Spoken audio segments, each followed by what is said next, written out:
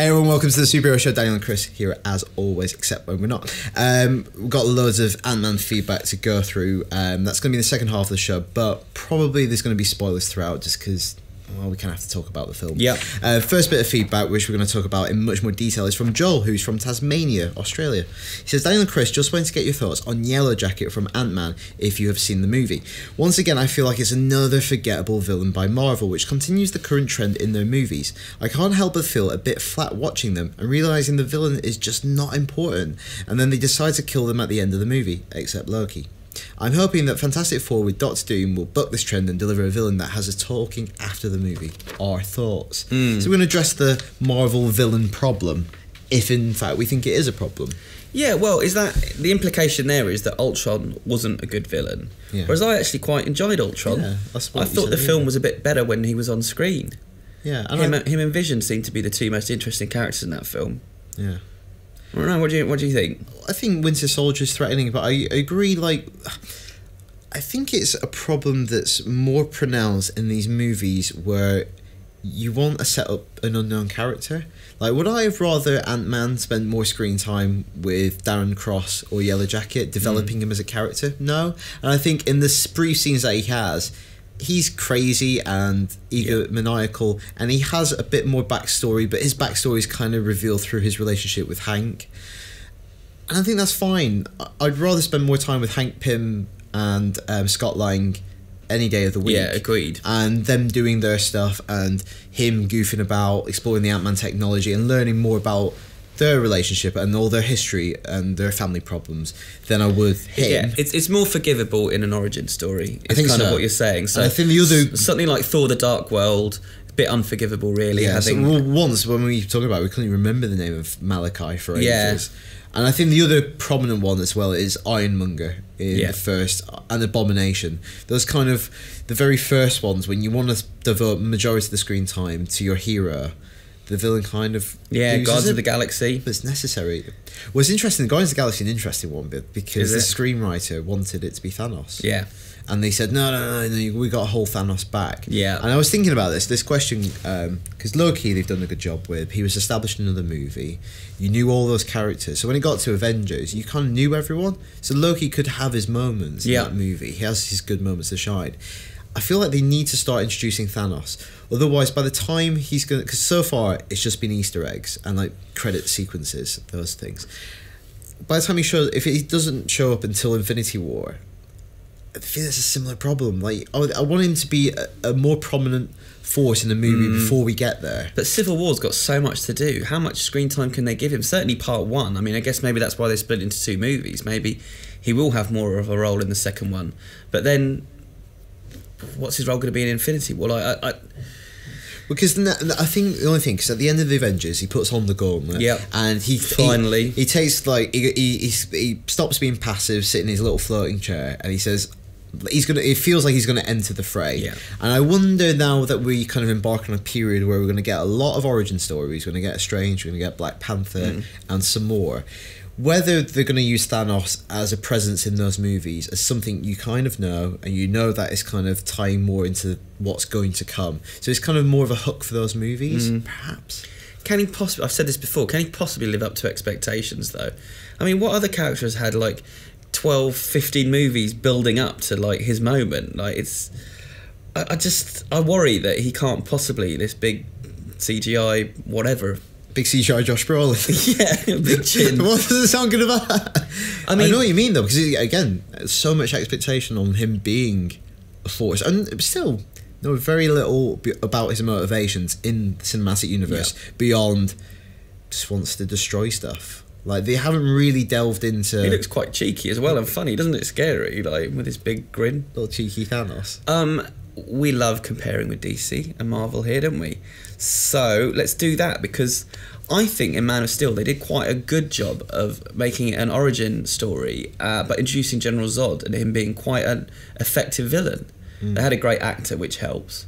But I thought that worked. Obviously, in the original Superman movies, they set him up in the first movie and then he got his moment in the second, which is quite a smart way of doing it. But Yeah, I think just generally DC have been a little bit better at this along the way. Yeah, and we talked about this last week with Suicide Squad. Somebody wrote in, I forget the name, sorry. They took the brilliant idea, brilliant observation that Suicide Squad is a way of them establishing loads of villains all at once. Yeah. They could then splinter off and appear in any subsequent hero-centric movie. Yeah. And be a more tangible character. Yeah. Like a more fleshed out character, which kind of... Yeah.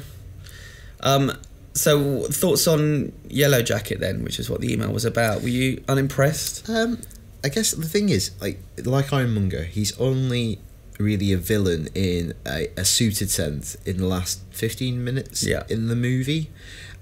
I think he's fine. He's a catalyst. I feel like he's almost like a catalyst kind of character, as in he gets stuff going, but it's largely uninvolved in the real action of the movie. He kind of precipitates things, and the real heart of that movie is all that. Like, my favorite stuff is them experimenting and them talking and like making gags, and the weirdest stuff at the end of the movie. My least favorite stuff is probably him fighting him. He's reasonably likable as well. He's not a villain you can hate, and also he's not particularly scary.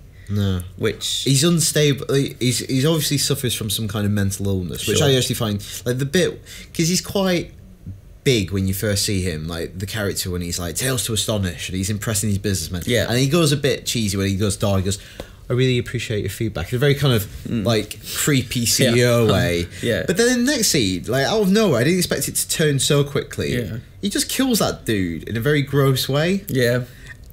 Like, it's quite shocking because I thought that might build towards the end of the movie, but he's already at that point at the minute the movie begins. Yeah. Whereas other villains kind of reveal themselves over the course of like, oh, I'm the villain. He's literally I'm going to turn you into a little bit of pus. He just felt like a bit of a low key, no pun intended, villain, in the same way that the whole film felt slightly low key. I agree. Which is how I felt when I came out of it, because I didn't get a chance to speak about it on here. And it's a shame. I quite like that actor as well, so I don't know if he was not given enough to work with, Corey Stoll, or... Well, a good counter to this is obviously Kingpin. Yeah. Probably one of the most developed villains Marvel has done. You're talking about in the Ben Affleck Daredevil movie. Yeah. An amazing performance, because at the end of, when it's in the rain and the building, it's really good. So yeah, Vincent D'Onofrio in the Netflix TV series, because they always pitch that it's like an origin story of both hero and villain. He has a load of screen time. He has episodes that revolve around him, even though he doesn't appear till like episode 4. So they can do it, and obviously that is a format that supports that kind of storytelling. But Loki will return, I think, in Ragnarok. Yeah. And I think, there's a lot of cool villains that they've still not done yet. So hopefully we need Loki back, the least scary villain in the Marvel Cinematic Universe. He's kind of the villain that is actually a hero. But the ending of that question was asking about Doctor Doom. Now, obviously, it's not fair to compare, because although he's a Marvel character, it's not Marvel Cinematic Universe. But again, they've got a challenge on their hands to introduce 5 characters, not 4, and how much.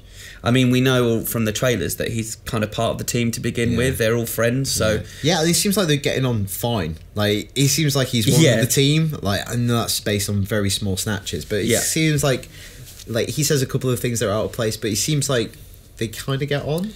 Yeah, and being at Comic-Con, I was in that panel, and Toby Kebbell, they asked him, I think, why he wanted to play the role, and he said because he's the best villain in all of comic books, which that's as maybe... But I don't think we're getting that Doctor Doom. I don't think we're getting that at all. Yeah, we're getting a very different take on it. Because I saw Jonathan Ross being interviewed on the Marvel live stage at Comic-Con, and they asked him who his favourite hero is. And he says Spider-Man. Who's your favourite villain? And he says, well, I want to say Doctor Doom, but he said, I almost don't even think of him as a villain. And like all the great villains, you might like Magneto. Yeah. Don't really think of him as a villain, because he acts purely out of self-interest. Yeah. And a lot of that time that manifests as malevolence. Yeah. But there's times in the comics where he functions as kind of a hero, because everyone is threatened, and one of those people being himself. Yeah. And I think Magneto's a great example as well, because I think what they've done with that character cinematically, again, because he's had that screen time to develop, he's more ideologically conflicted, you can identify with him for large parts of those movies. And a lot of the Marvel villains don't really get that screen time. So Marvel, you need to up your game. Yeah, so what do you think about the Marvel villain problem? Is it a problem? Are there any villains you're actually particularly looking forward to? Let us know. superheroeshow@ign.com. Right, should we get some Ant-Man feedback? Yep. This is what you thought of Ant-Man. I'm going to kick off with an email from Greg in New Jersey. Hey. He says, guys, I totally agree with your assessment that some critics and fans already had their mind made up on this movie before they saw it. Was that your assessment? I wasn't here for that, and I haven't watched it. I think we said the movie had a lot of baggage going in. They convinced themselves that it would be Marvel's first bomb because they just wanted to rip on them and be able to talk about superhero fatigue because it was a D-list character they didn't think should have a movie, or for fanboys because their beloved Edgar Wright left the picture. I'm not a big fan of Wright's movies, so I don't get all that love and subsequent outrage. It's not like the guy is Spielberg. Thanks for letting me read this out. I thought the film was great, not quite the level of Avengers, Iron Man or Winter Soldier, but certainly one of Marvel's better films. Thoughts? I think it's true. Like, I think a lot of people prejudged it. Ant-Man is a difficult character. Like, he's never until very recently had his own standalone comic series in the Marvel continuity. But I think loads of people just wanted it to fail for some reason. There's a vocal contingent of people that said this is going to be it. 'Cause people, any success story, people, it's like what happened with Pixar. People were waiting for the first one that didn't quite hit. And I think even over the weekend when we saw a lot of people seeing it and you've seen the reaction on social media, people saying, oh, but Edgar Wright's Ant-Man. Edgar Wright's Ant-Man. It's like, well, that doesn't exist. And people are kind of comparing this, I think, unfairly to a movie that is perfect by virtue of not existing. Yeah, well, I get kind of peeved with reviews that imply that they know which bits were Edgar Wright's. Exactly. And that's not fair. He wrote a script with Joe Cornish, then Peyton Reed and Alan Paul McKay. Rudd. Alan McKay and Paul Rudd came in and did their bit on it. And who knows what is left over from Edgar's. It would have been a different film. Yeah.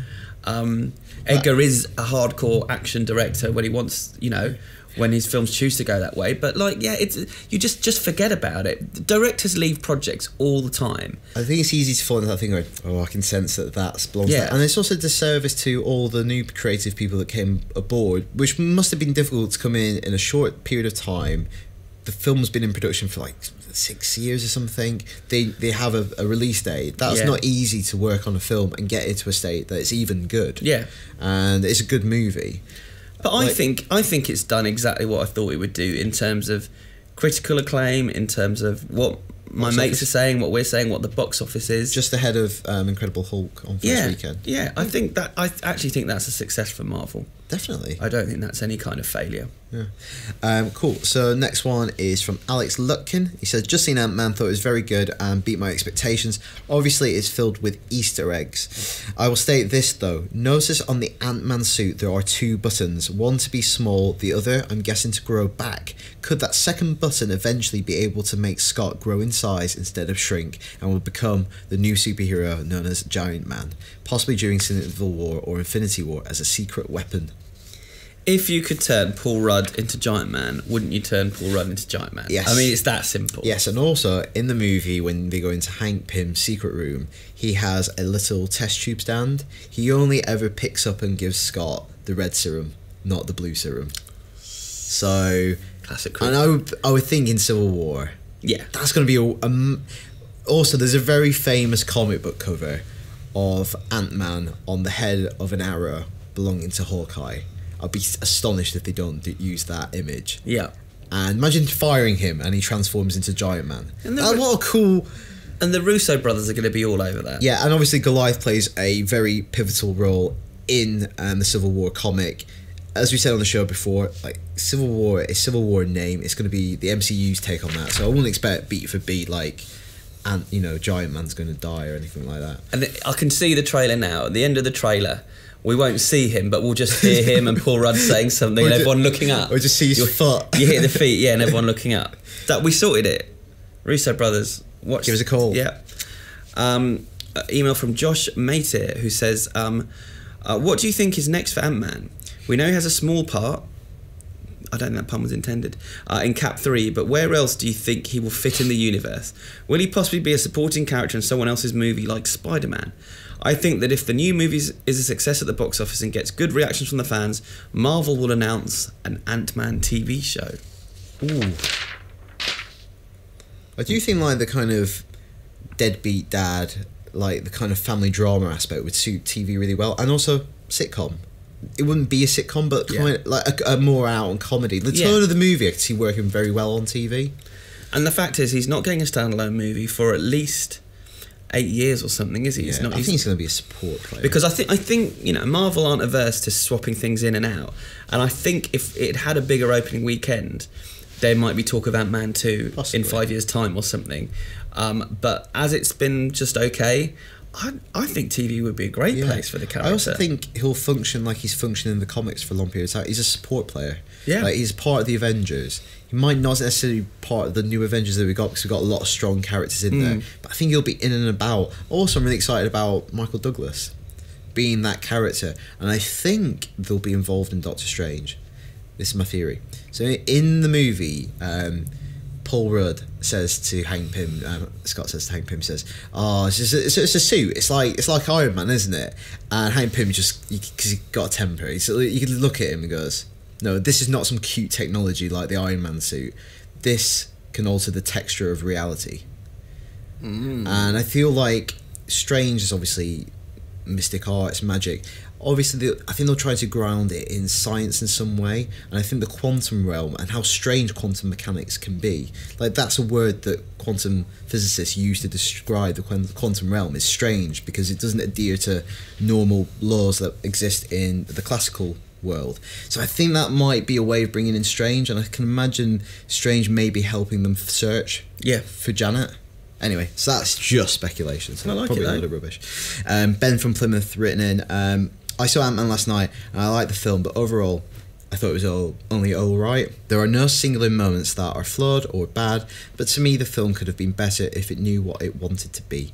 At some points I felt like an action heist movie, while in others it was more of a spoof. And by trying to be both, it fell into this middle area where it cannot succeed at being either. It does, however, have the best end credit sequence of any Marvel movie so far.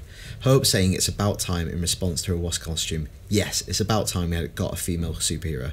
And Bucky Barnes' appearance with a moment that looked like it was lifted directly out of Civil War. Which it was. Yeah and no, because I think it's quite frustrating that they introduced a strong, powerful female character and then sidelined her for pretty much the whole movie. Had her training the hero when she was equipped to do the job. I guess she wasn't an expert. And they explain thief. that dramatically in a sense. They do, and they explain it over and over again. But it's like, well, this was a great opportunity. She could have been part of that finale and had a big part to play. And it's yet again Marvel. You know, the final minute we're going to give her the suit. It's like, man, it just. I don't know, and without doubt we're going to see more of her, but it seems like another missed opportunity in what's, you know, is an ongoing narrative here at Marvel not doing right by the female characters. Yeah, not until Captain Marvel. Yeah. Oh. That is that. You picked this week and you ended on a really sad one. It's just diversity of opinions. Okay. Diversity of opinions. That's what we're all about on the superhero show. Diversity of opinions. How can people share their diverse opinions, Chris? Yeah, well, if you want to cheer us up, email superheroshow@ign.com. And that's it for this week. So thanks for watching and stay tuned to IGN for all your superhero needs.